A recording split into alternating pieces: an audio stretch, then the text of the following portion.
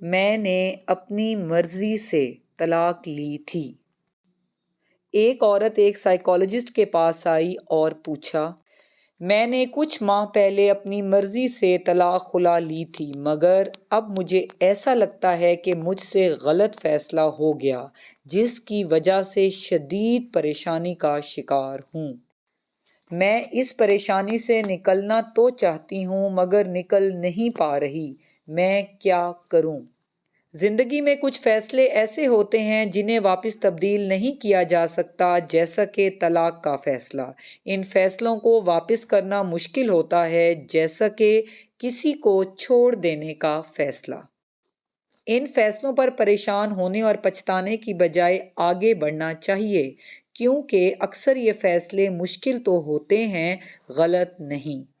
کوئی خوشی سے کسی کو چھوڑنے کا فیصلہ نہیں کرتا، کچھ ایسا ضرور ہوتا ہے جس کی وجہ سے ہم نے یہ فیصلہ لیا ہوتا ہے۔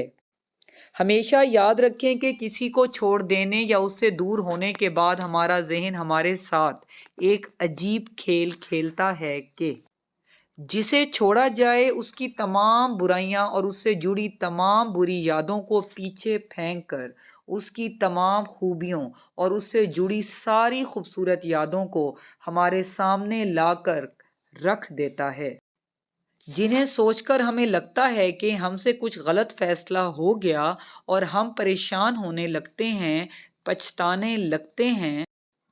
اس کا ایک حل یہ ہے کہ سوچیں آپ نے طلاق یا اسے چھوڑنے کا فیصلہ کیوں کیا تھا، اس کی ساری برائیوں اور اس سے جڑی تمام بری یادوں کو لکھ کر بار بار پڑھیں، یا جب بھی پریشان یا پچھتائیں اس وقت پڑھیں۔ دنیا بھر کے ماہرین کہتے ہیں کہ انسان بڑے سے بڑے دکھ سے 6 ماہ کے اندر باہر نکلتا ہے، اور اگر وہ 6 ماہ بعد بھی باہر نہیں نکلتا تو اس کا مطلب یہ ہے کہ اس سے بیرونی مدد کی ضرورت ہے، اسے کسی ماہر یا ڈاکٹر سے مدد لینی چاہیے۔